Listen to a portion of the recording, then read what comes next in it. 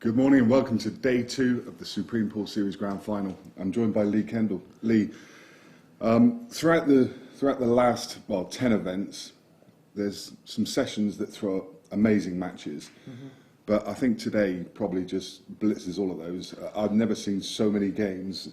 Every one of them could be an arena game, pretty much. Yeah, and that's why we made the decision to move one of the matches forward, where this is the losers' qualification round. Yeah. Well, so loser round 1. So what we decided to do is bring winner round 2 back a session, because we'd only got a few tables to go. Yeah. So we brought in Marsh and Gillespie, which is a cracking match. Yeah. But we could have brought in any one of about 10 for the 2 o'clock session. Absolutely. Just to run through some of those games, looking at previous winners of events. First game up, Carl Boys against Liam Dunster. What a clash. I think you said it there, 2 winners of previous events, 2 class players, and, befitting of any final. Yeah. So. And talking of winners of previous events, Sean Story and Adam Davis are both finalists. Well, Adam's twice finalist. Yeah, and Sean won one of the amateur events, which we Yeah. did here, which we streamed, so not a stranger to these conditions and this venue. Yeah. Also, Greg Batten notably against Jack Whelan. Ben Flack against Neil Raybo. Neil, obviously, last time finalist. That's a tough game for him. I noticed that the bookies got Ben Flack priced at 7-2. Who in the world is Ben Flack 7-2 against? It's a massive prize, and he beat Dom Cooney, who was playing well the round before. There's so many. You've highlighted a few, but in this round of the competition, it's a tough section. It is, yeah. And all of these have got to go on the loser's side. Yeah, and the last one I noted there was Gaz Hibbert against Craig Wadding. I think I mentioned yesterday, Gaz has not featured that much at the latter end of events. He's due, isn't he? He's world champion, class player, but this series, there's so many good players. You don't get this anywhere else, this standard of pool. Yes, you have good players. Certain associations have got strong players, but they don't match up in the second round with sessions like this, so that says a lot for what we've achieved here. I put you on the spot yesterday. Has anything changed? Well, I didn't look at the draw. The one I picked, Scott Gillespie, has got Craig Marsh in this round, so I'll stick with him, show a little bit of faith, but he's wide open. There's some class players here. So you mentioned that game. Next up in the main arena is going to be Scott Gillespie against Craig Marsh. What are your thoughts on it initially? Who do you tip as favourite in that one? It's a tough one. I think for Craig, it depends how he gets out of the block, because we've seen in the arena a few times he gets a little bit upset when he makes one of the few mistakes he will make, so it depends how Craig is mentally in the match. Yeah, Scott's granite, whereas Craig can be. Craig's an amazing player, but Craig's flair and lots of ability. Yeah. So if he gets out there and flies, then it'll take some stopping. But it's an even money match. Yeah. Definitely. It's going to be a great game. Let's not wait any further. Let's get across to the action. We'll be with you in just a couple of minutes.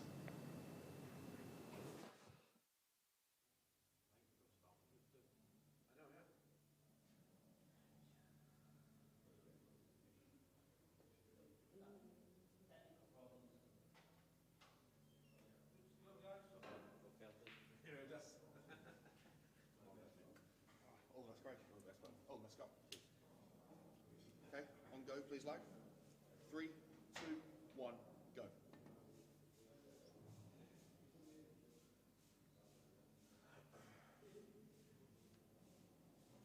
Scott Gillespie wins the lag. Scott, would you like to break?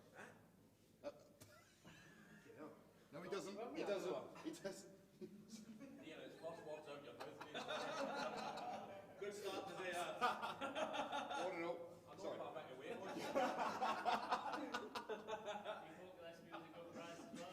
Wait, hang on. There we go. Sorry, Craig, would you like to break? Yes, please. Yeah.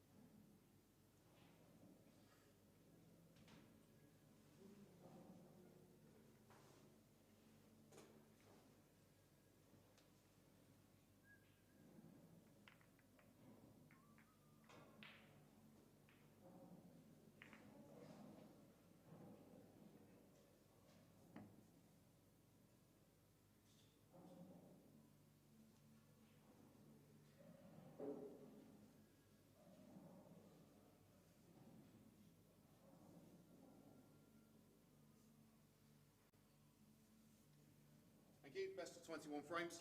First frame, Craig Marsh to break. Time running.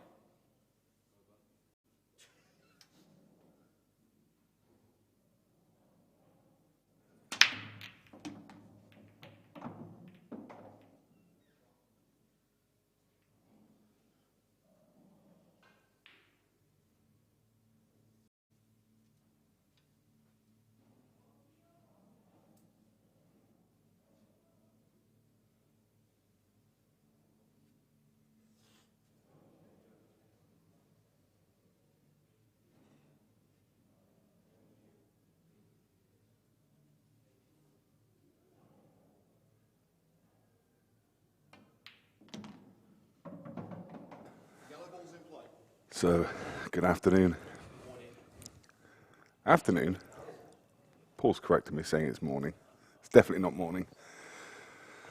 We're in the afternoon, and a very good afternoon to you, and welcome to the Supreme Pool Series Grand Final.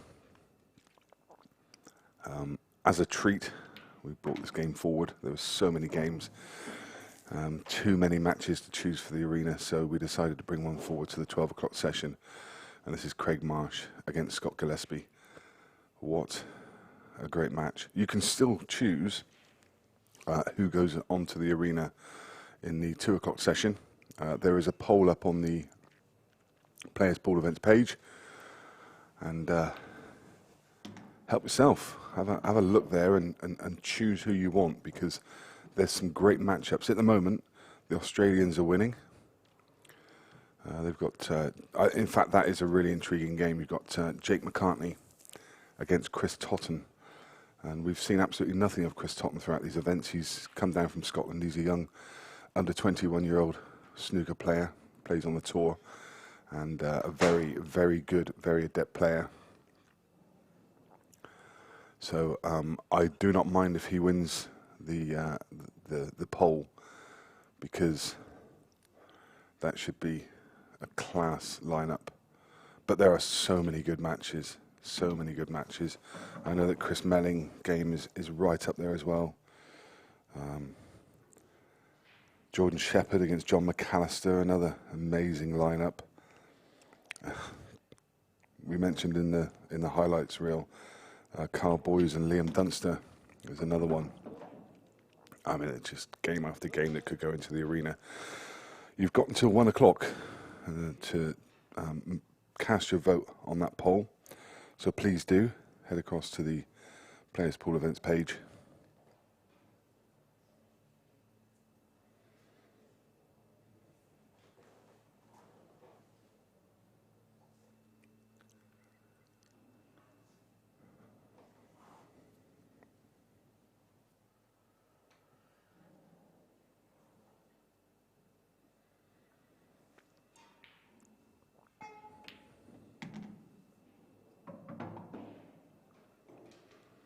So we've already seen a little miss from Craig Marsh, that ball to middle. It was a little bit awkward. It was a bit thin, but very, very makeable. You expect Craig to clear from there, but obviously still a bit rusty. I think he's feeling fresh this morning. I spoke to him just beforehand, and he said he went back and had an early night last night. He was certainly gone from the venue by about 10 p.m. at the latest, if not earlier. And I think he went back to his room, and it's pretty fresh today.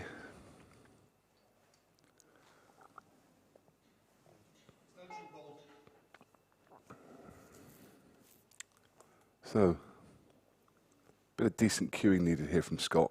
You can see Scott sporting the glove nowadays. I think that's a new addition. I've not really seen him play with that before. Wish I'd have known. We could have had a chat to him on commentary last night about that one. He's absolutely fine here. I thought he'd push the yellow in front of the red, but he's in perfect shape. Slightly hamper cueing, but not a problem. You can just drop this one in and leave the other red. And it's just a series of 3 tap-ins, basically.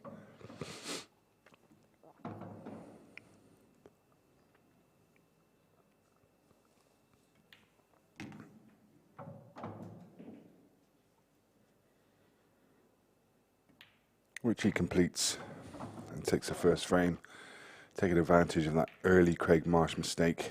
Craig won't be able to make too many mistakes in this game. Scott Gillespie is far too good and will punish.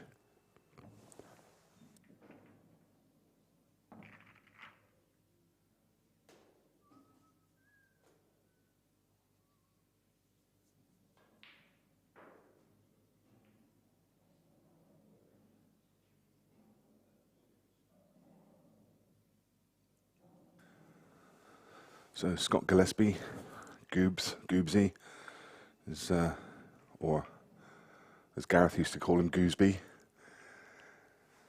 is 33 years old. His sponsor's Mark Johnson, MJ Hire up in Scotland. His fiancée is getting married next year to Melanie Campbell. He uses a Craftsman's cue with Elkmaster tip, 9.2 mil tip, so on the larger side for a pool player. Most pool players around 8 to 8.5. It's not unusual, but it's definitely on the larger side. And what hasn't he won? He started his reign in the under-21s, European under-21 champion, two-time Scottish national champion, and then of course, I mean last year he just went on a tear up, and he won 2 Supreme Series events, a world champion title to his name, and multiple IPA events. Another 3 IPA titles this year, which probably go under the radar because people are still remembering what he did last year. Kind of forget that he's had another successful year this year as well. Used to be a snooker player. But, felt he probably wouldn't make the grade, so turned his hand to pool. And his biggest inspiration is his dad. He works with his dad in the family business.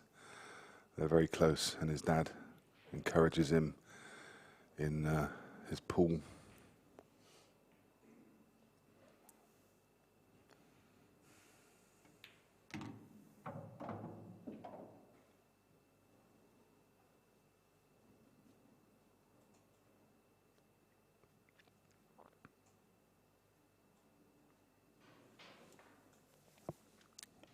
Up until, I mean, considering he's been playing pool and snooker for years, that's a great shot. I think he's still okay. He's still on the one at the bottom. I think he was trying to get on the other yellow, but played that well just to open the pocket. Yeah, considering he's been playing cue sports for so long, until about 5 or 6 years ago, he couldn't actually play with side. So he never used side on any shots, which is quite incredible. How do you get by? Played everything plain ball.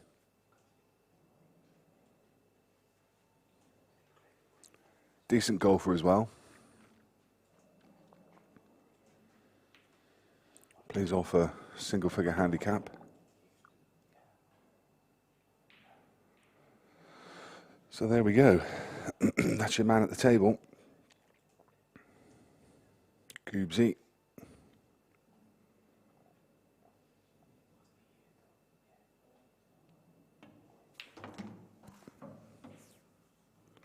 It's a nice clearance. He looks bang in form. That glove doing the business.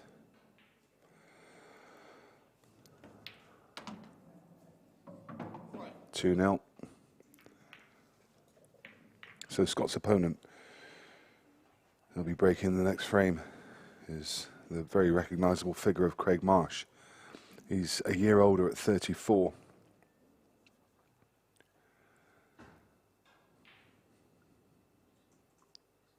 He uses a Scott Daniels cue with a blue diamond tip, and again, multiple titles to his name. 2017, well, yeah, most recognisably the 2017 IPA World Champion, and he's won a huge amount of European titles.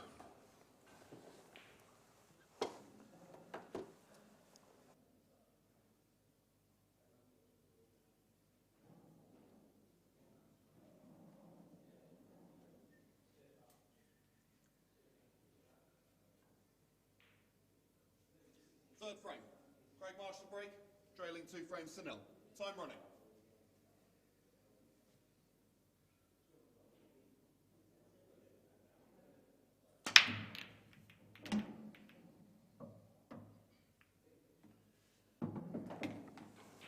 Started playing pool at the age of 10 in his local pub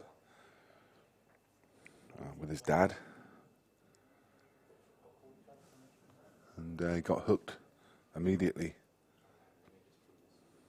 And his biggest influence, he's got many, but the biggest one from the age of 20 onwards has been Paul Bushnell, who is Craig's main sponsor, backs him into everything. Good friends as well. There's another. Wow, that's the second miss from Craig Marsh, and the second in 2 frames as well. You just never see this from him. I mean, okay, he misses occasionally, but two missed balls in 2 frames in open play is virtually unheard of. Favourite pool player John Higgins, born winner, and loves how he gives it to everyone who he plays. It's granite, isn't he?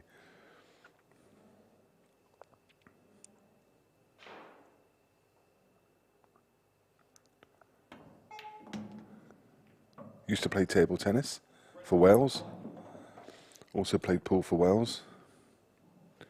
The best opponent he's ever played was Matthew Stevens at snooker. Used to be a decent stick on the old snooker table as well. I think he's a century maker.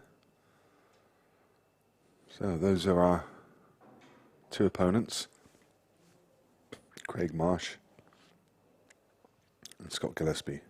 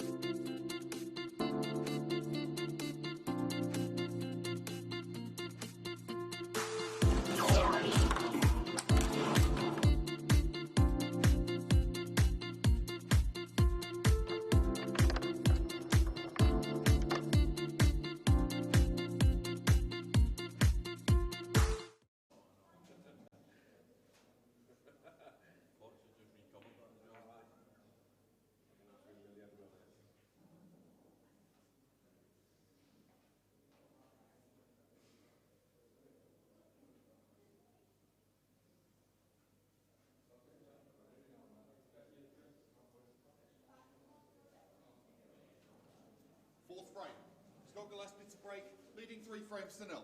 Time running.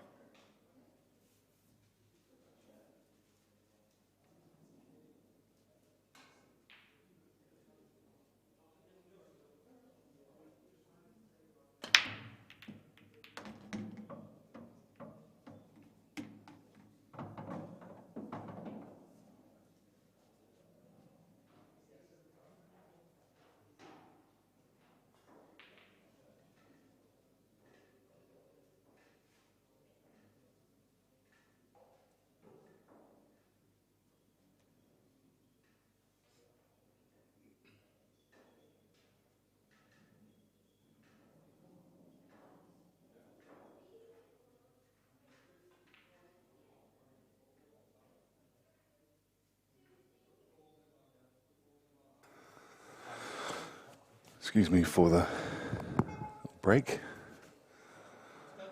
But how good does Scott Gillespie look here? Formidable. Really does. Hasn't looked like missing. And for me, just those 2 missed balls by Craig Marsh in the first 2 frames, they're going to cost him this match. I cannot see any way back for him already, even though it's only 3-0, probably going to be 4-0. The way Goobsy's playing, the way he breaks, even for someone of Craig Marsh's quality, do not see a way back. And I got to say, Scott looks really determined. And having just seen these few frames, I don't want to preempt anything, but I am quite tempted to go and pay a little visit to the bookie and see what his outright odds are. Because who's going to beat him when he's playing like this?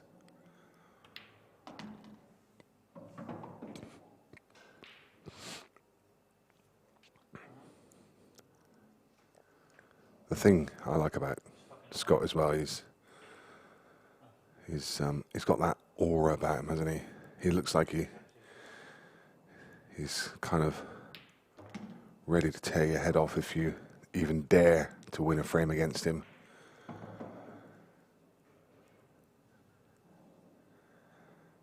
He just looks like he's about ready to snarl at you. But actually, one of the nicest guys on the circuit, one of the most respectful.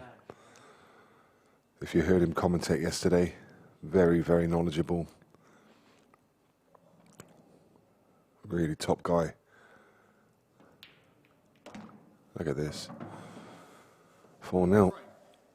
One-way traffic at the moment.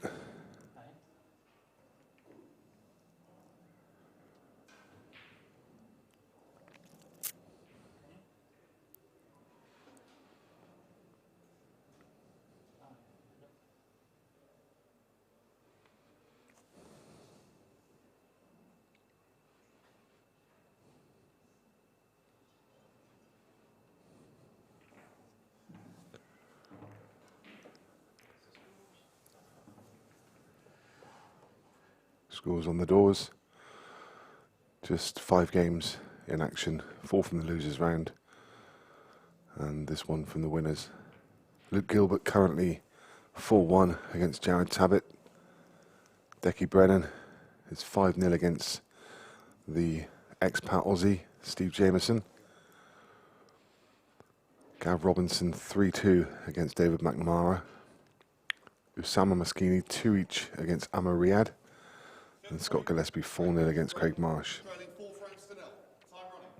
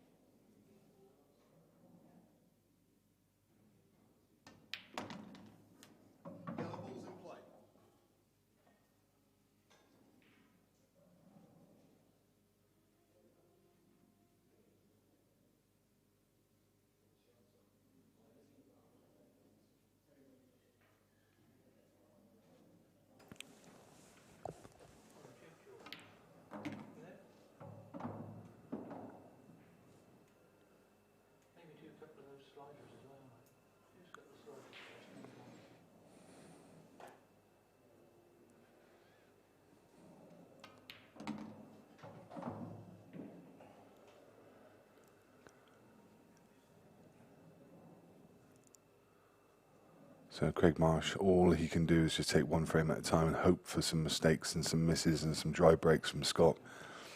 But he's already got a massive uphill battle. This is the first step in the first frame. Looks as though he can he not just run through, play the one to middle and just run through 4 inches and play the one nearest the rail with a nice angle just to come out for the other ones. I don't know. Yeah, I don't know. Maybe he just had the wrong angle, but that could have gone all wrong. Little flick on the red, that cue ball could have gone anywhere. As it is, I think he's okay. He's looking, so it must be tight. But I think he's okay. But I have to wonder why he played it like he did. Why not just literally run through 2 or 3 inches and find the gap?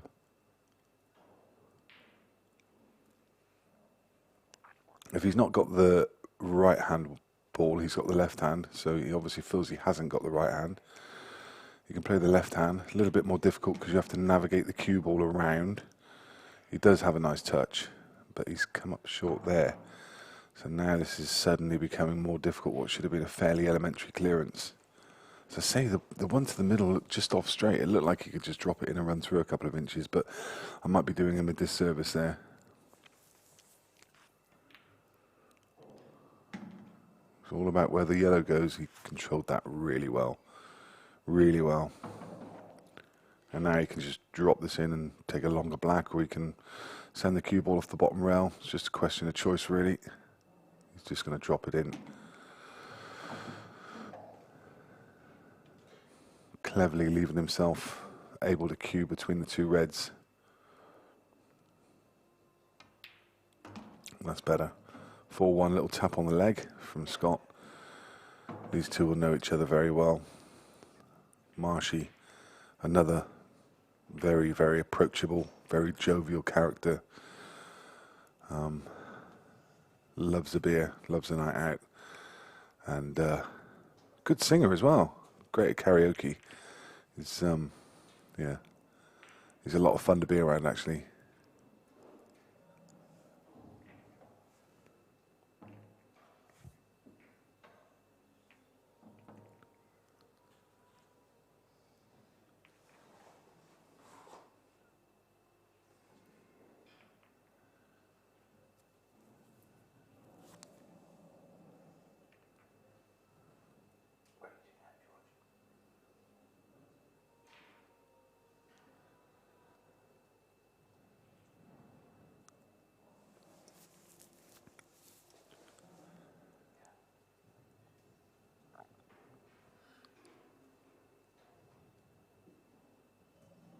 Sixth frame, Scott Gillespie to break, leading 4 frames to 1. Time running.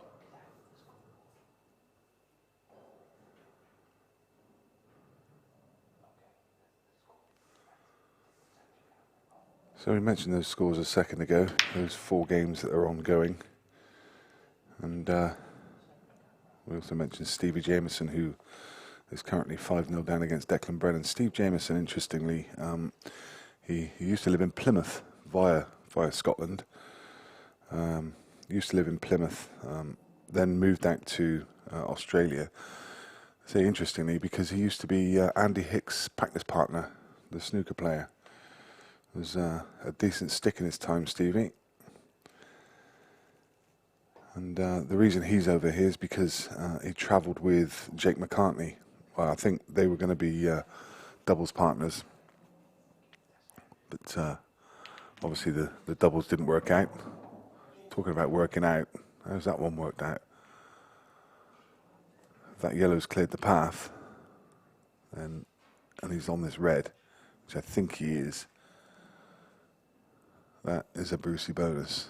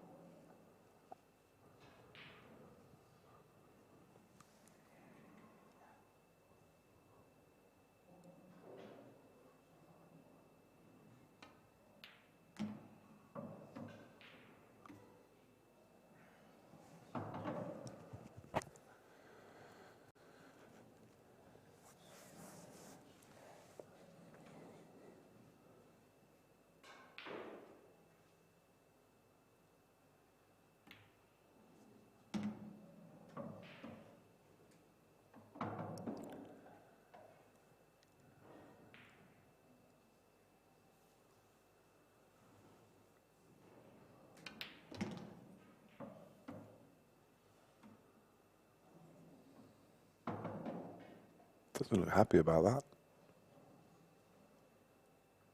Not sure why. I think he's fine. He's got enough angle. A little bit straighter than he wanted to be, perhaps. But even if he is, he could screw straight back. Oh, he's not getting to that at all. You heard him groan. When I say he's not got into it, he's played it with the reverse side to try and reverse the cue ball down the table. And what actually happened is he got a skid off the cushion. Very, very skiddy rails, brand new. And he had a little skid.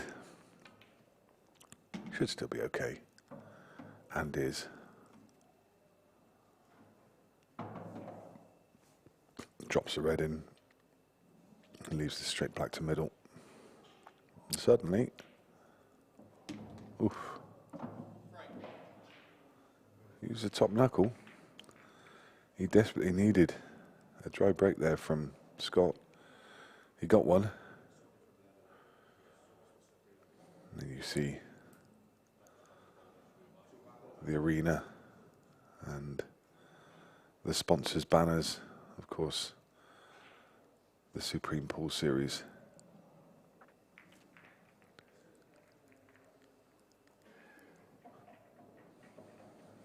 Central Vehicle Leasing, Aramith and Strachan, along with Jed Ronan at the winning post, and Liberty Games.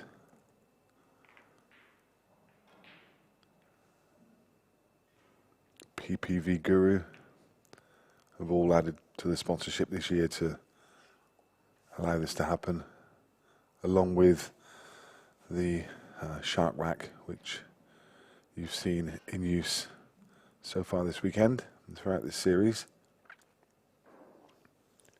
7th frame, Greg Marsh to break, trailing 4 frames to 2. Time running.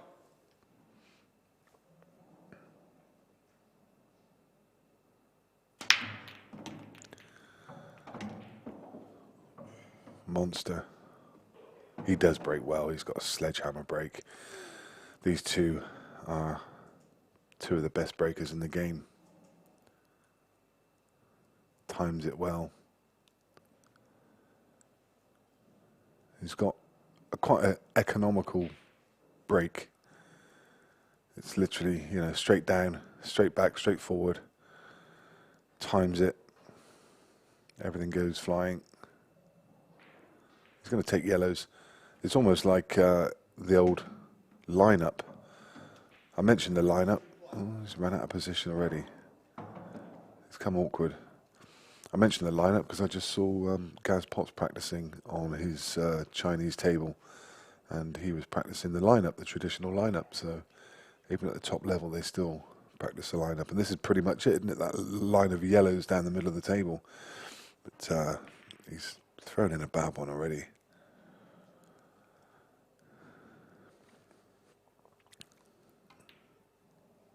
He pots his way out of trouble, as Craig Marsh often does, and you expect him to. But the fact that he keeps getting himself into trouble eventually is gonna play on his mind. He needs to battle through this, because it would be easy for Craig for his head to go down. You can see he's already in a slightly negative mindset, shaking his head on a few of the shots so far. Just not happy. You can hear him sort of grunting and groaning as he plays a bad shot.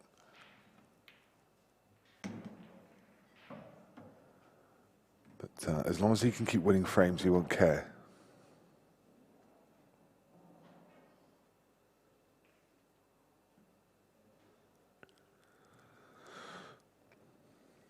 It just shows this game though, doesn't it?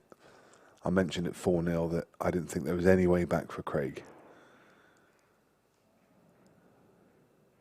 because Scott he just looked on it. And since then, all Scott's done wrong is one dry break. And suddenly it's 4-3.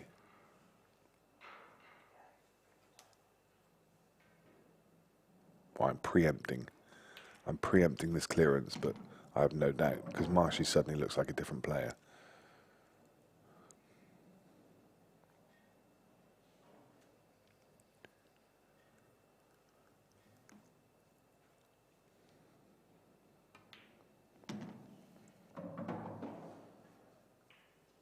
and now he doesn't look like missing. But as I say, Scott's done absolutely nothing wrong. He's taken advantage of 2 misses. I think he's had 2 break dishes. He's taken advantage of 2 misses from Craig Marsh with 2 dishes, and he's had 1 dry break. And here we are at 4-3. Marshy's now had 2 break dishes and 2 missed balls and a reverse dish. I mean, what kind of quality is this? 7 frames, 2 missed balls. Anyone looking for scores on any of the other games, you need look no further than qscore.com. And if you search for the Supreme Pool Series, you'll see the scores up on the screen now. But as I say, if you want to see those scores throughout the day and follow the draw, then do so on qscore.com.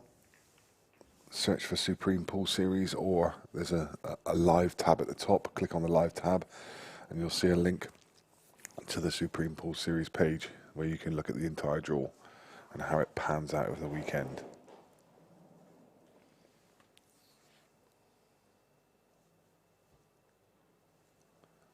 8 frame. Scott Gillespie to break, leading 4 frames to 3. Time running.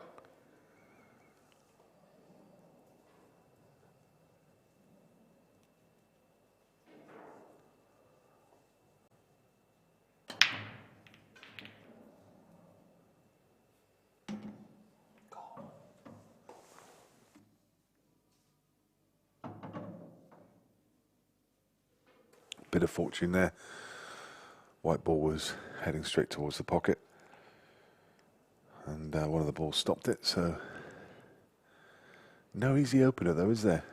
He's tied up under that top rail. There's nothing to left middle, because I think the yellows are covering the pocket.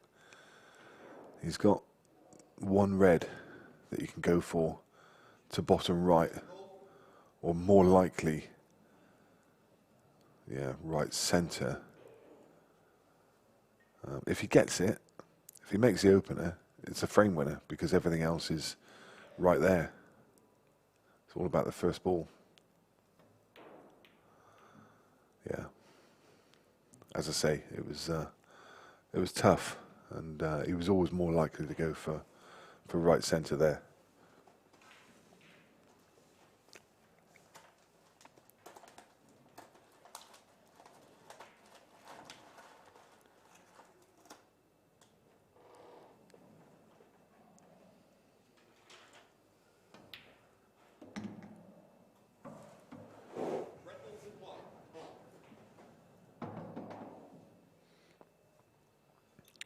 So you notice the scores a second ago. Deck Brennan is currently 7-0 against Steve Jameson.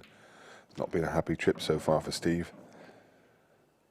Played his first round game yesterday against David McNamara and lost 11-2. Of course, Declan Brennan now in the losers side, because he lost to the young Scotsman Chris Totten last night. He was 7-0 down, and I spoke to Declan just before this started, and Declan said he was lucky to have 0. 7-0 down. He said, I was lucky to have 0.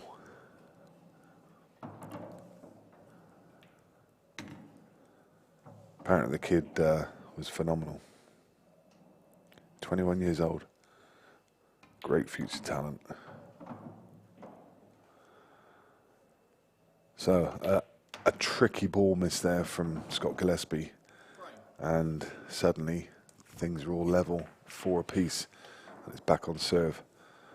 And Marshy's right back in the game, and with the momentum and all that's happened so far, Scott Gillespie has missed 1 tough ball to middle, 4 apiece.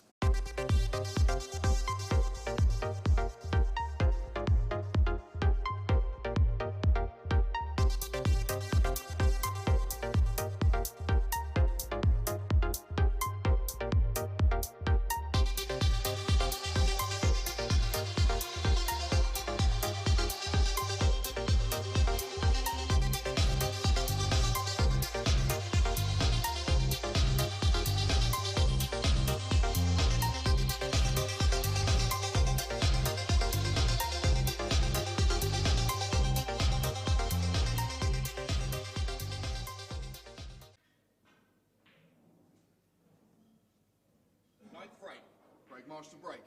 4 frames all, time running.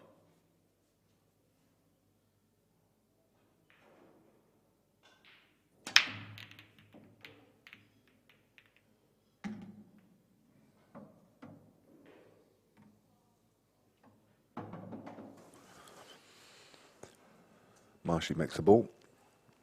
If there was betting in running on this, the way Scott was playing it 4-0 up, I think it would have been pretty long odds on Craig Marsh getting back into this, but now you'd almost have him just edging it with Newman, perhaps a 4-6 favourite even. He looks entirely different now. He's settled down after those first couple of frames. It just shows you how this game can swing. There'll be twists in the tail yet.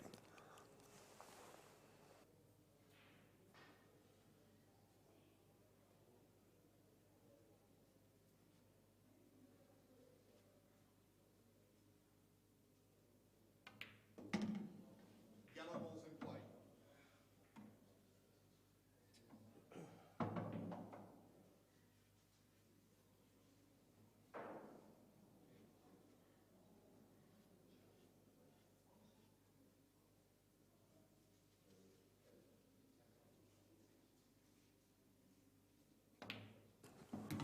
What a shot. I mean, those are tough when you've got to drop them in, but you have to hit it with pace to get the cue ball on and off the side cushion to leave this yellow in the opposite centre. I mean, great shot. Really was a great shot. And at the risk of labouring the point, as I say, Marshy just looks a completely different player to the one who was running out of position and missing balls in those first few frames. Suddenly, he's firing on all cylinders, cue balls on a string.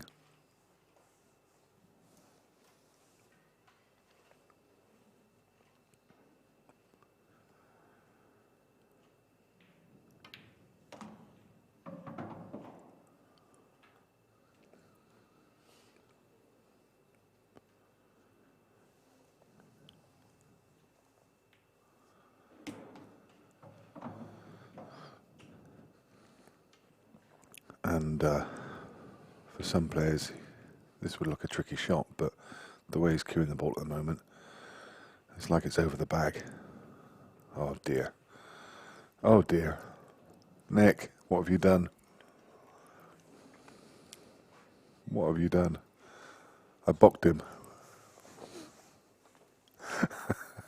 The old commentator's curse, I've done that a few times. Oh dear. Sorry, Marshy.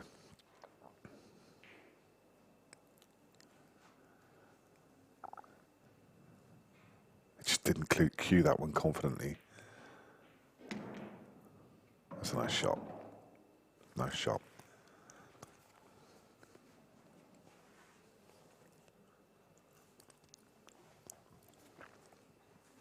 He's got an option now. I think he'd play the one up the left-hand rail if he had a little less angle on it, because he could play it in such a way that it's you know, if he does miss it, then he's going to leave a snooker. But I think there's just too much angle. The cue ball's going to come out too far, and he's got a big pocket at the bottom of the table. So I think he's going to play the one to bottom left and leave himself a better angle on the one up the rail. If he plays off the yellow, the chances are he'll kiss it across the rail a little bit and leave it safe anyway. Taking his time over this one. It looks fairly simple, but as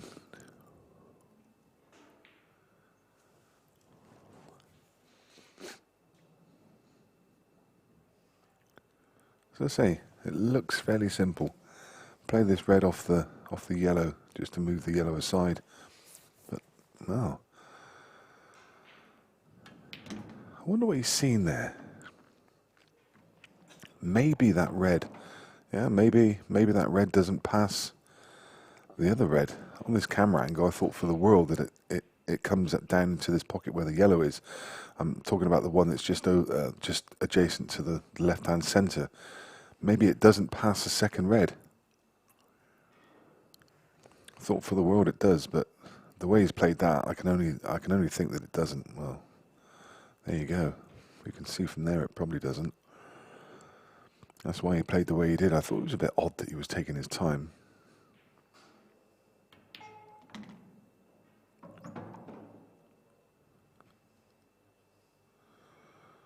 He won't want to leave the one up the rail until last, because getting onto the black from that ball is going to be tricky, because he's going to have to, screw the ball back 3 or 4 feet.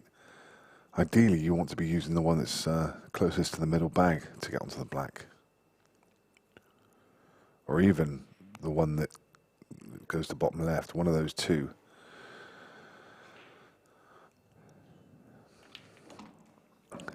As I say, we'll definitely not want to use the one up the rail, which is why he's played onto it now. It's been a tricky little finish, this. Still not working me, because there you go. He's not got the right angle to screw out into mid-table, so he's just going to have to stun this one in and play the yellow to this bottom left. Sorry, play the red. The other red to the bottom left.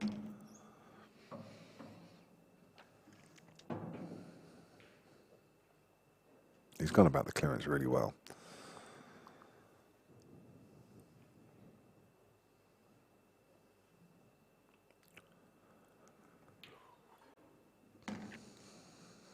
There you go. And there. That one mistake, they can swing matches. All the momentum was going Marshy's way, and he misses one ball down the rail. I mean, okay, it was my fault, obviously, because I cursed him, but I'll apologise afterwards.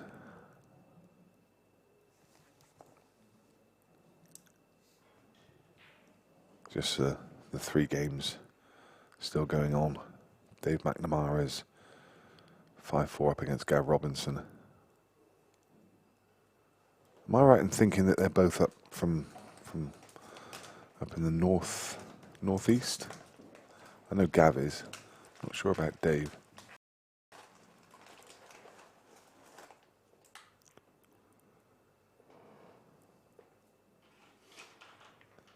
Oh, he's Runcorn way, actually.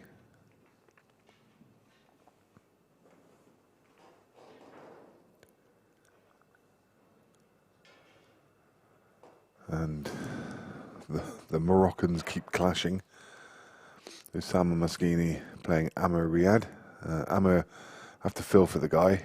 There's 4 Moroccans that have flown over. They're all staying together, going out together, eating together, drinking together, and also playing together. I mean, they could stay at home and play each other. And Amr yesterday was in action on the main arena table in the opening game, in which he was playing Jared Tabit. Amir then went on and played Carl Boys, and put up a decent performance, lost 11-7. Showed himself to be a pretty good stick, actually. And now he's in action against his fellow countryman, Usama Maskini, and Usama's winning 5-3.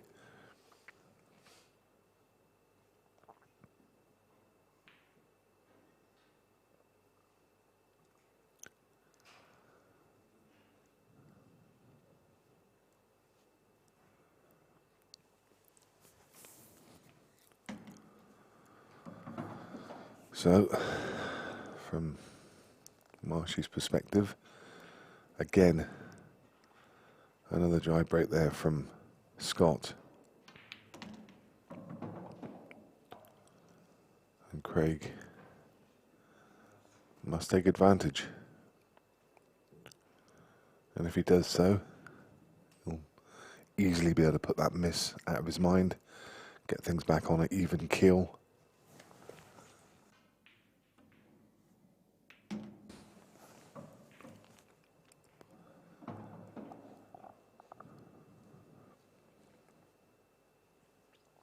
is he going to play this one to centre? I think he might because he's dead straight on it. He can't get any better on it, but he's missed one of these already. That's better. Gave it every chance, played at the right pace.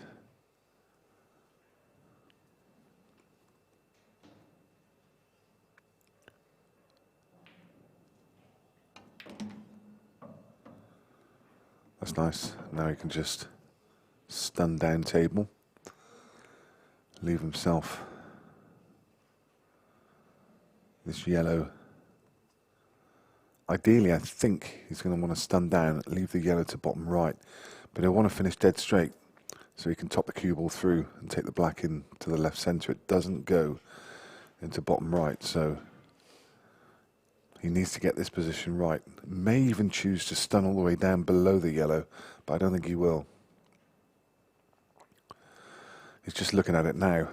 If he's got the right angle, he may choose to do that, stun down between the black and the yellow and leave the yellow in the right centre. It's going to make it slightly easier to get on the black.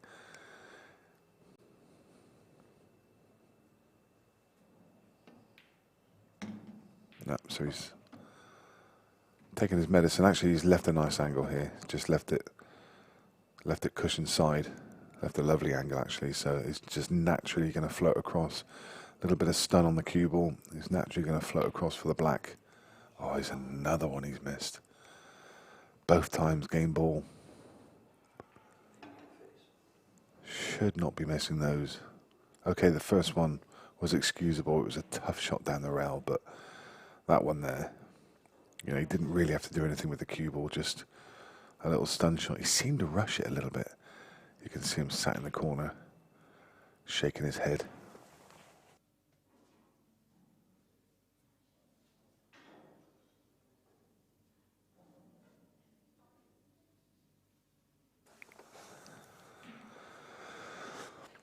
And Scott Gillespie, like the predator that he is, will just gobble these up. Thank you very much, Marshy. And that's 2 frames on the bounce, where Scott has been let off.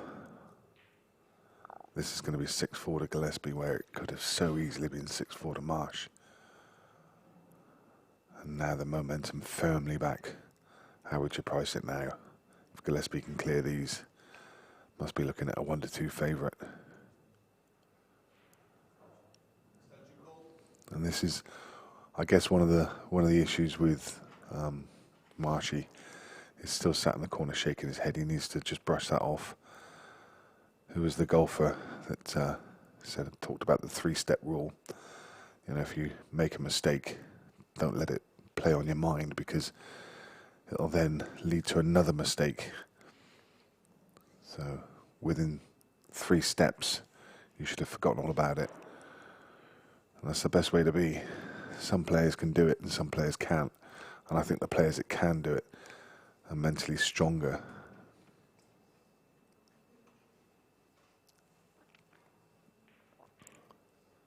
Scott, always stoic, not one to really show his emotions.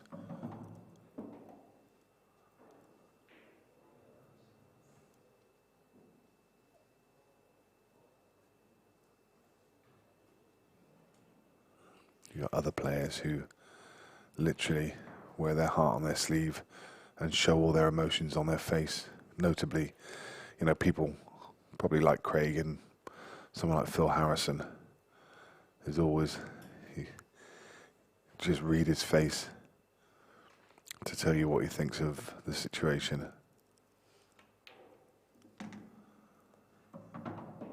Probably Chris Melling as well.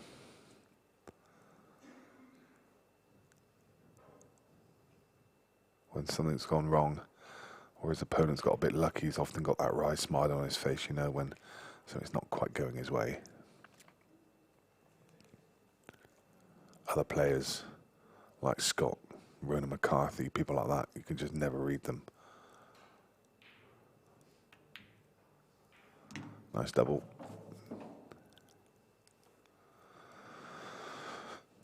So, this ball on the right-hand rail still poses a bit of a problem. he can't get on it now on the next shot. So it becomes more and more problematic. He didn't want to take it a second ago when he was on it, because I think he was just a little bit wide on it. Now, I think the black's in the way for stunning across onto it. Yeah. See, I don't think this is any good. He's going to have to play a worldie on the one up the rail to get on the black, because the black clearly doesn't go to bottom right because the yellow's in the way, and that little nudge that he had a second ago has just made it worse. I think he was trying to stun past the black.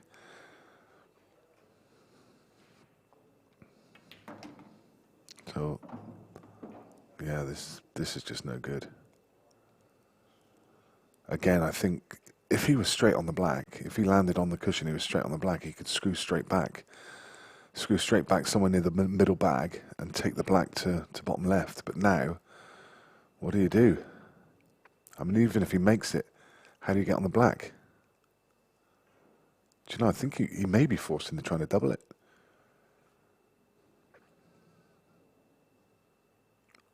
He may even be forced into playing the snooker. I don't think he will, because that's not his style. And it's not a very easy snooker anyway. So, great pot.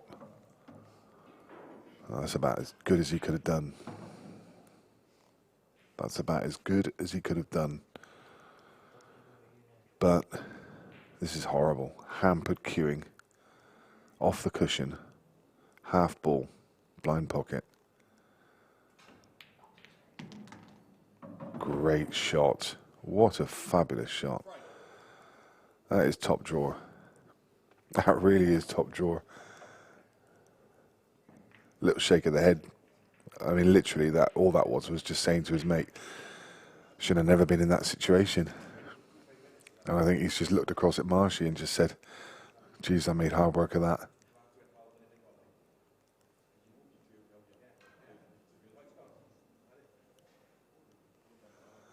Just exchanging bad beat stories, basically. If they were poker players, they'd be sat across the table. I had ace-king. Ace-king against ace-queen. And he hit the queen on the river. They'd be telling the bad beat story.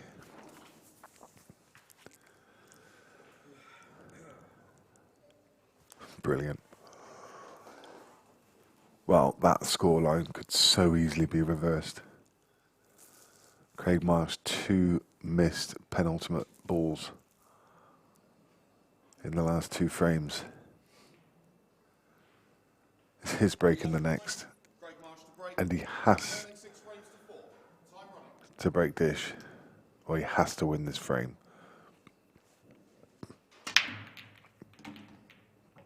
Oh, cue ball got kicked about 3 times. But what a monster. What an absolute beast of a break. How's that for a bit of timing? Little bit awkward with that trio of balls on the bulk line. The reds clearly don't pass. And the yellow only goes to top left. But obviously the red is in the way. So, a little bit of thought.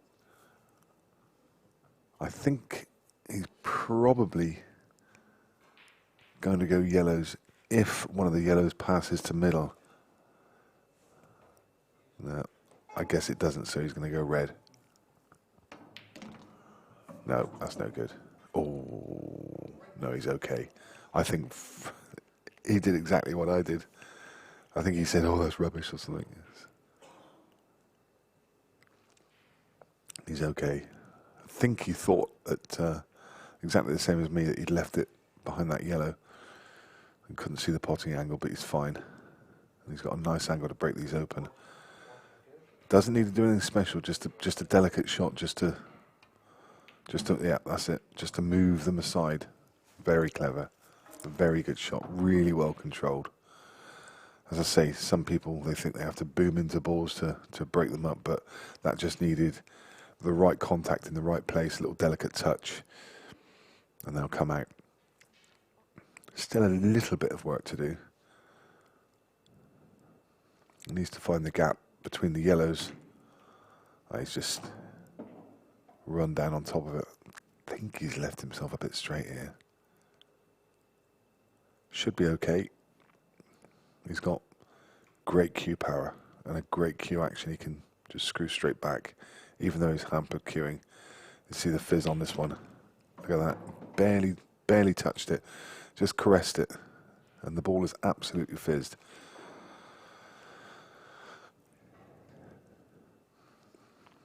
Even with hampered cueing. So now cue ball off the top rail. Touch of right hand side just to bring it across. No, Marshy.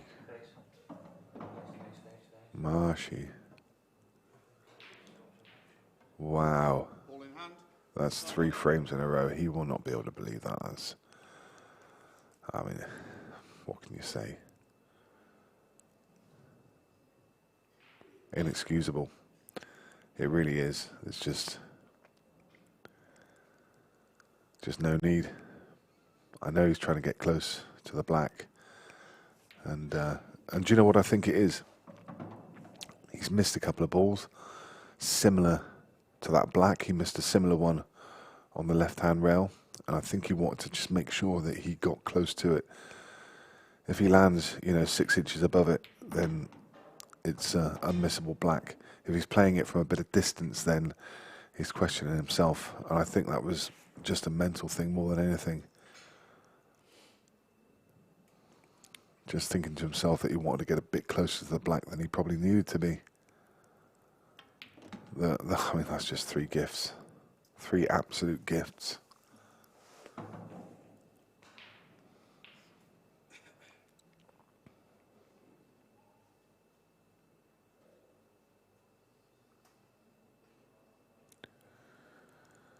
Amazing. Because now that's 5 frames that Marsh has missed a ball. And it's one of his last balls every time. All right, he hasn't missed a ball this frame, but I mean, it's 5 frames that he's made a mistake and handed the frame to Scott. So in theory, he could be clearing these for 9-2. 5 frames he's given away. Amazing.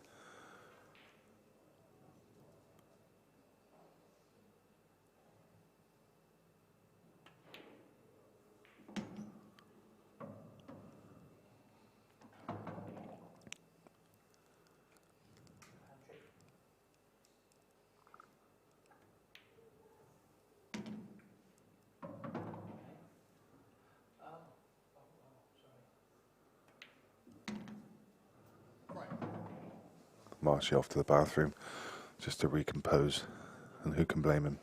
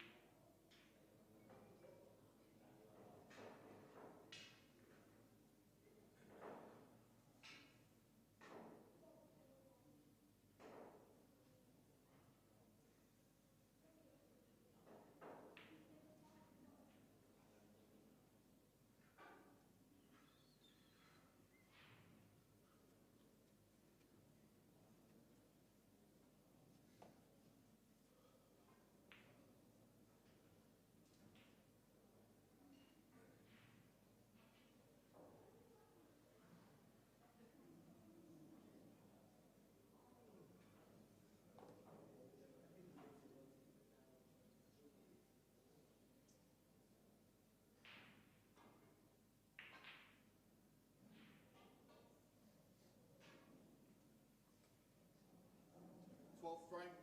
Scott Gillespie to break, leading 7 frames to 4. Time running.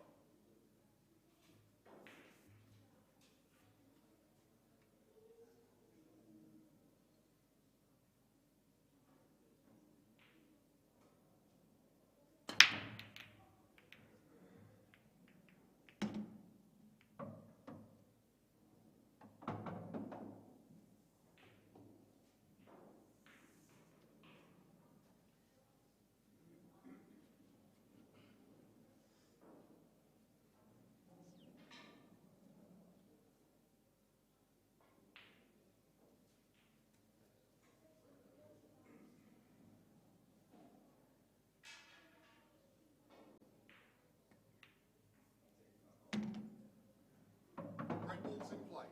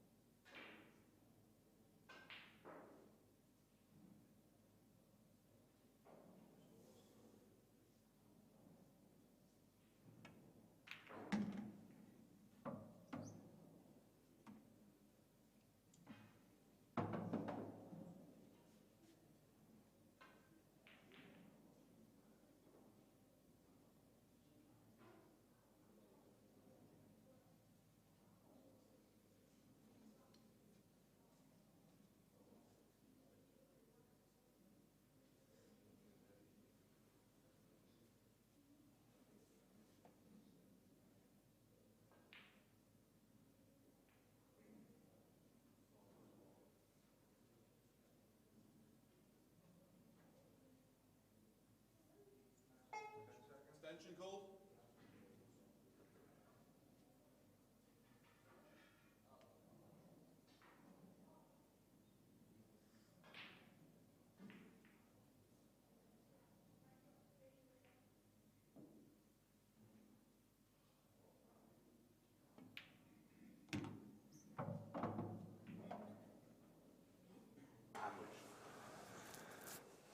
So as always, guys, if you could keep the chat box respectful and respect the players, there's absolutely no need for personal comments, and it certainly won't be tolerated by us.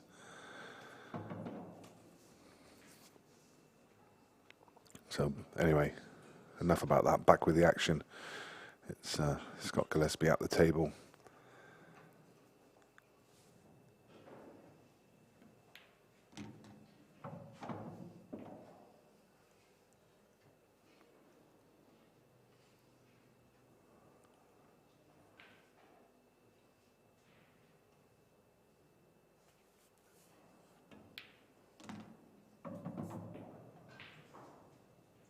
Frame. And another frame is ticked off.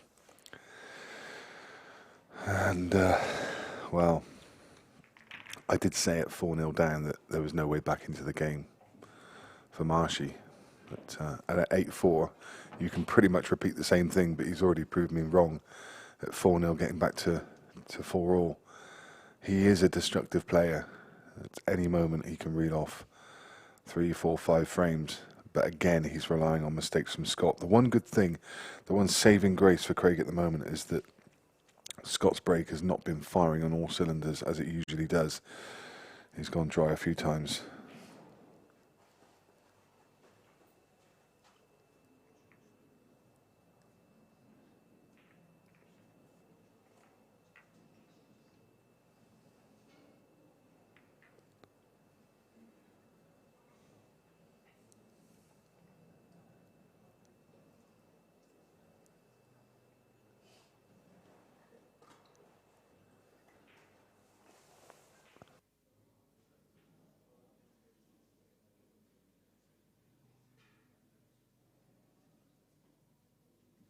13th frame, Craig Marsh to break, trailing 8 frames to 4. Time running.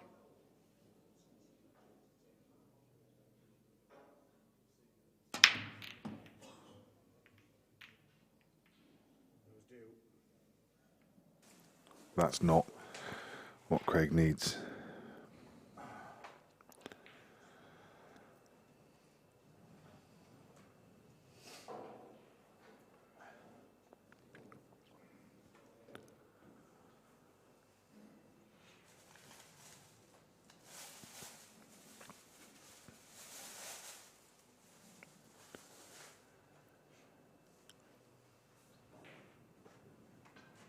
Was desperate there to make a ball, give himself some kind of chance in the match. If Scott can clear these at 9-5 in a race to 11, then it must be game over.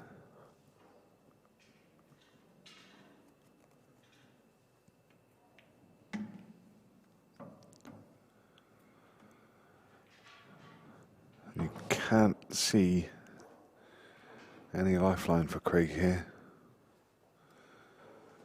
The yellows are a pretty decent map for Goobsy. One ball links with the next. It's just about controlling the cue ball. Play the one to top left, then he's got the one to left centre, and he can come down table. The only ball that would even consider causing a problem is the one to the far right, as it doesn't go to bottom left, it only goes, sorry, it doesn't go to bottom right or bottom left, it only goes to the centre pocket, so it shouldn't be a problem because there's other balls around it that link with it, so as I say, I can't see any issues here.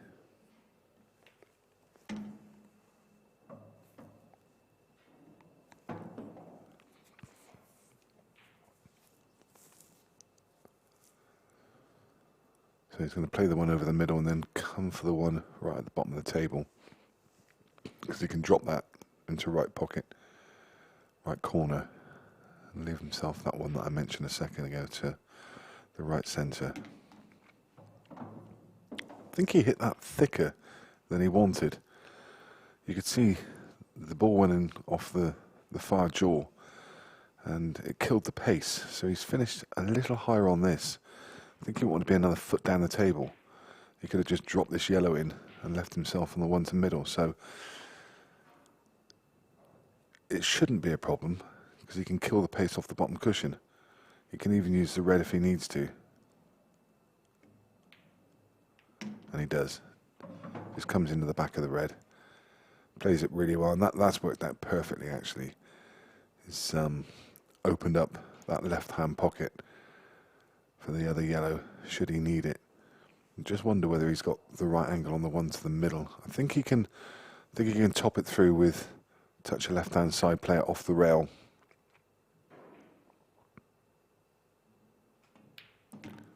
Which he does. And now, plain sailing for a 5-frame lead.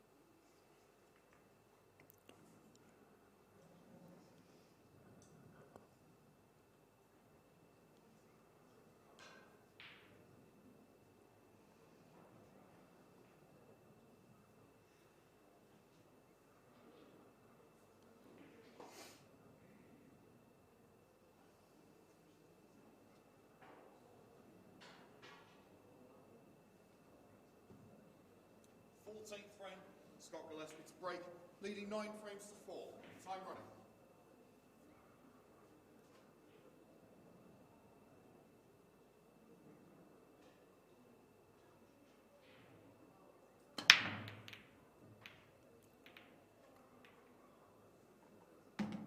Wow. Time out. One of the last balls moving. Finds its way to the pocket.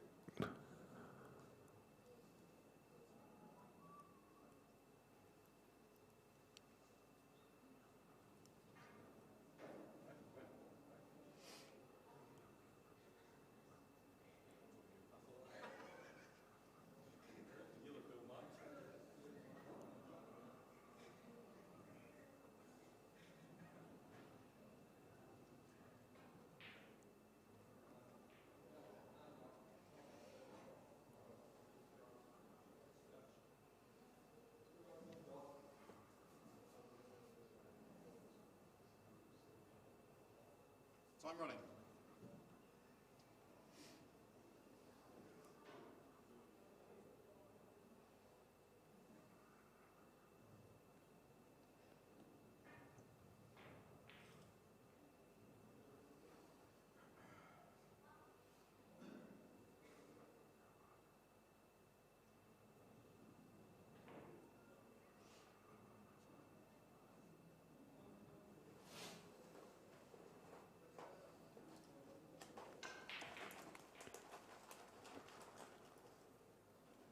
So either set has its issues, has its problems.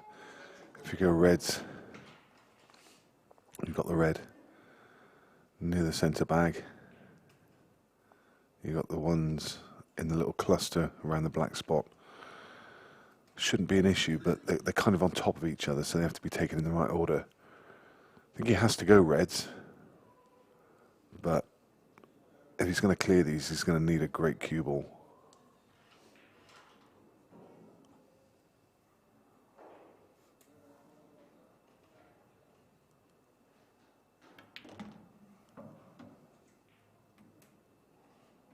Red balls in play.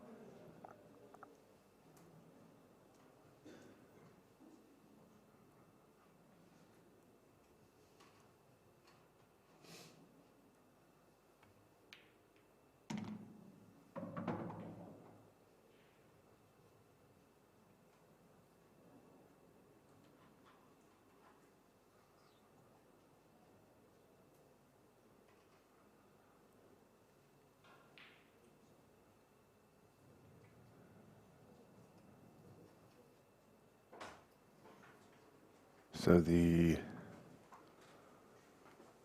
score from Amir Riyad against Usama Maskini. Amir went through 8 frames to 6. After Usama was 5-4 up, I think. So a good comeback.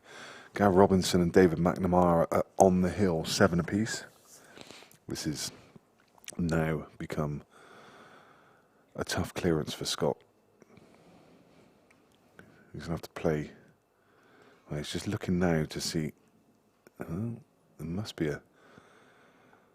a spot between the 2 yellows where you can get through to that red. But he's got a lot of angles, so I think he's going to have to come off the cushion and back over. Oh, he could just hold it, could he? I think he's gone too far. Wow, look at that. Can he get through to the potting angle? I don't think he can. I don't think he can. He might be able to turn the ball over, but in doing that, He's having a close look.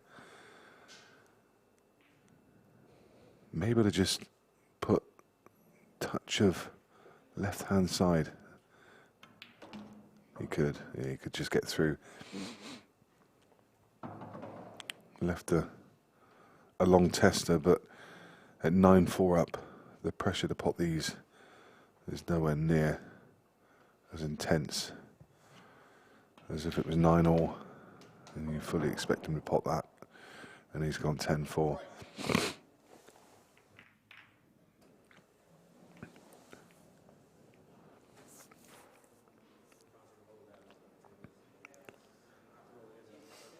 Been a game of momentum shifts, 4-0 to 4-all.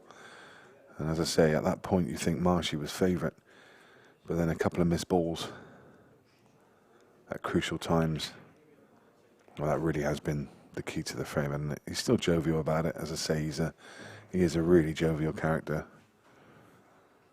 Great fun.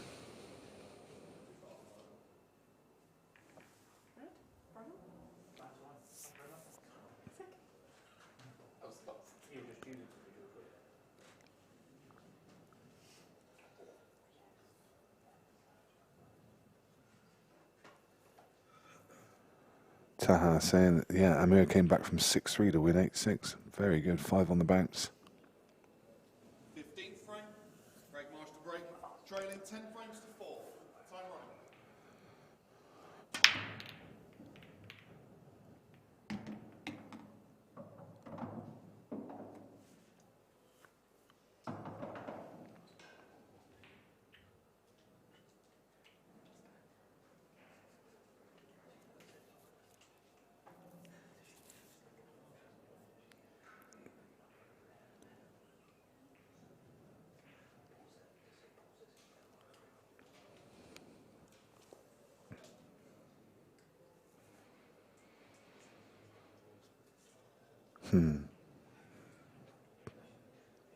Just not happening. I think he knows the writing's on the wall and his heart's not there. He's probably already thinking about the loser's draw. Never give up these players, but as I say, tough opener there. And he's just caught the yellow on the way through. And that should well be all she wrote.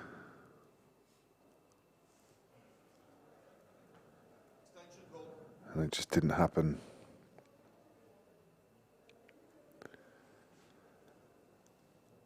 For Craig.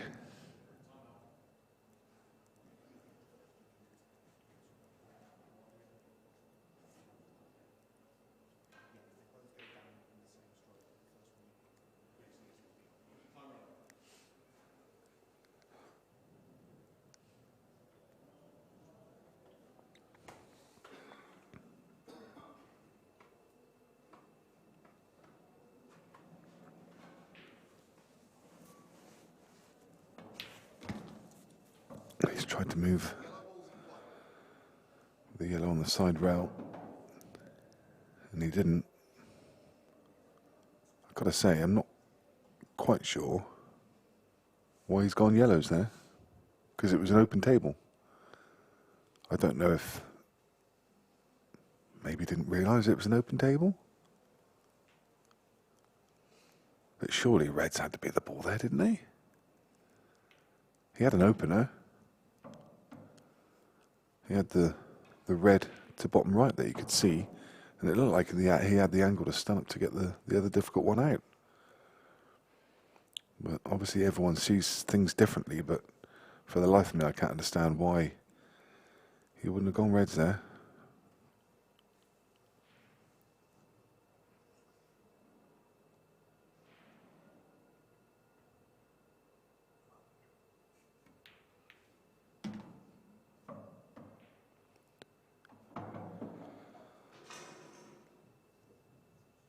Danny asking who the tournament favourites are.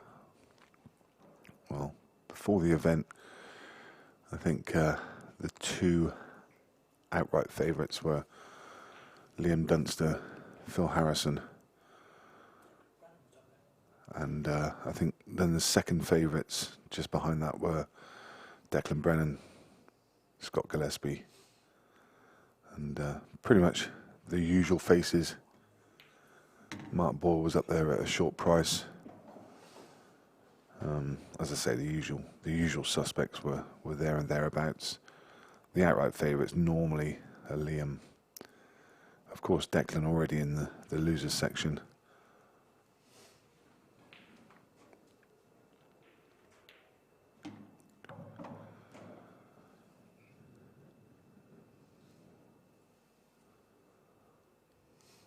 All the eggs in one basket here.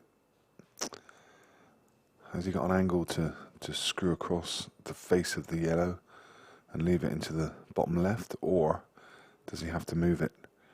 I think either one's an option. If he can get on it, he's going to try and land on it. His aiming point will be that red. Even if he knocks it in, that'll be perfect. That's it.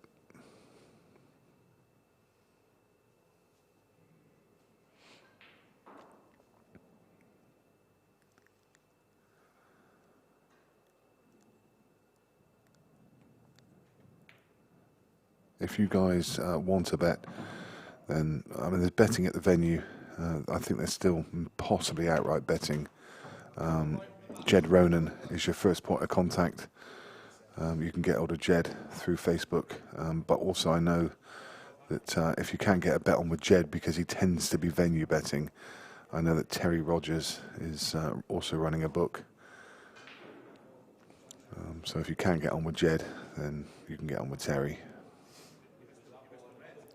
Okay, that's all she wrote. The players just having a chat about things, and we're going to do the same with Scott Gillespie once he's finished unpicking that with Craig Marsh. He's going to come in for a chat in the interview room, and we'll get his thoughts on that game. But for now, yeah, that was a good opener to the day. I'm not sure what's next on the arena. My suspicions are that it'll be Jake McCartney against the young Scotsman.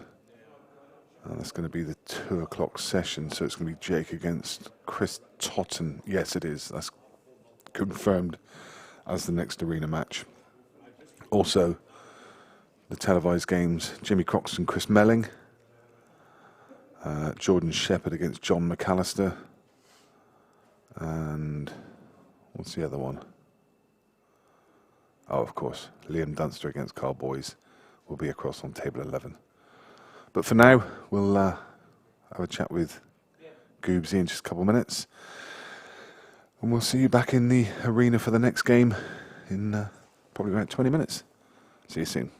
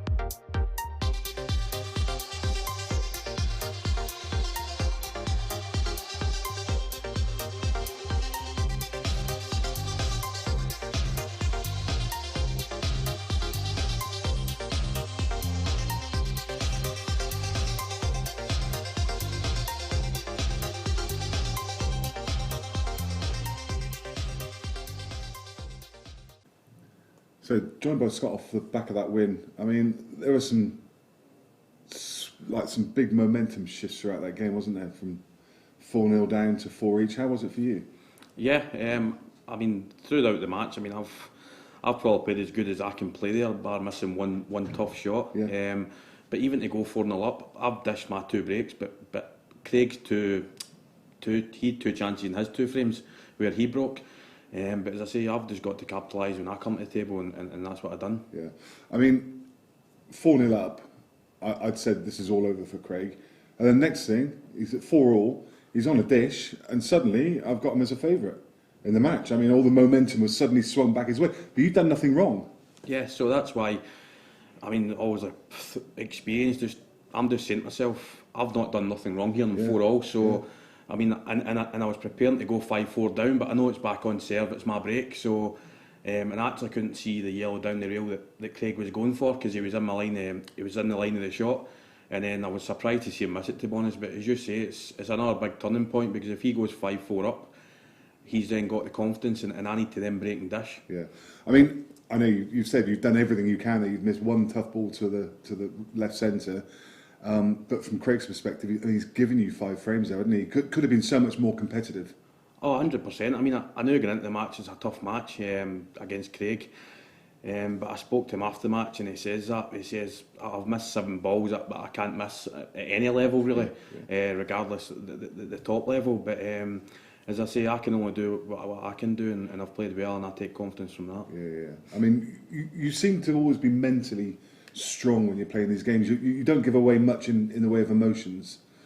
Yeah, I mean, I think I've watched John Higgins throughout the years, which is obviously one of the greatest snooker players ever to live, and I like his attitude.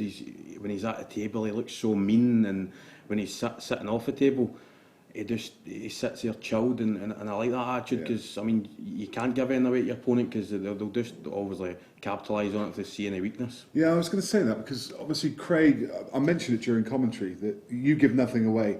Craig wears his heart on his sleeve. People like Phil Harrison, they're giving away emotions all the time. Yeah. Do you feed off of that? No, to be honest, I mean, it's a kind of, for me, it's a myth. I mean, there's no way I just kind of feed off. It gives me a bit of confidence, I suppose, but Craig can still come to the table and dish. I mean, you still have to just do your job and let other things take care of themselves. Yeah, for sure. Another solid performance. If you keep playing like that, your name's on the trophy, isn't it? 100%, and I mean, being there, done it, always helps, and I always feel so comfortable in the main arena table, and that's where you want to play. You know what I mean? It brings the best out of me, I suppose. So, I mean, for others, it may be quite intimidatory. Do you use that in your favour? Do you try to? Yeah, 100%. I mean, as I say, that's why you always want to go deep events, because then you've got the chance of. I mean, like last few years, I've probably made a bit more of a name for myself, and I've not kind of been in the limelight a lot, I suppose. Even though I know myself, I'm a top player, but I've started travelling, and as I say, I've always wanted to get to the later stages, because then you're pretty much guaranteed to get on the TV stages, and you want to always showcase how good you actually are. Do you know who you've got next? Yeah, it's one of the Neil Raybone and Ben Flack, I think it is. So another tough game, but tough game for them as well. Yeah, I'd see at the end of the day, I just think if I play my best, I win the tournament. That's the way I feel when I'm confident, and it's not being like big-headed. I've got so much self-belief when I'm playing well. But you have to, don't you? Oh, 100%, and obviously the guys I'm playing have that as well. But as I said, I'll let the two battle out at 2 o'clock. Is it nice? Is it an advantage for you now, having played at 12? I mean, I looked at it. Obviously, we get asked to play because it's a good match. But yeah, I'm obviously, because I've won, I'll say yes. But if I'd get beat, I'd have said no. Scott, best of luck with the rest of the tournament. Fully expect to see you in the late stages. Thanks. Okay, so next up on the arena table, it's the Aussie Jake McCartney playing the Scotsman Chris Totten. How do you read that one, actually? Yeah, I mean, I think I might went to the commentating box with you, and obviously a wee commentating session with that. But I think it's going to be an open game, and it'll be exciting. Yeah, look forward to that one. We'll be back with the action in about 10 or 15 minutes. See you then.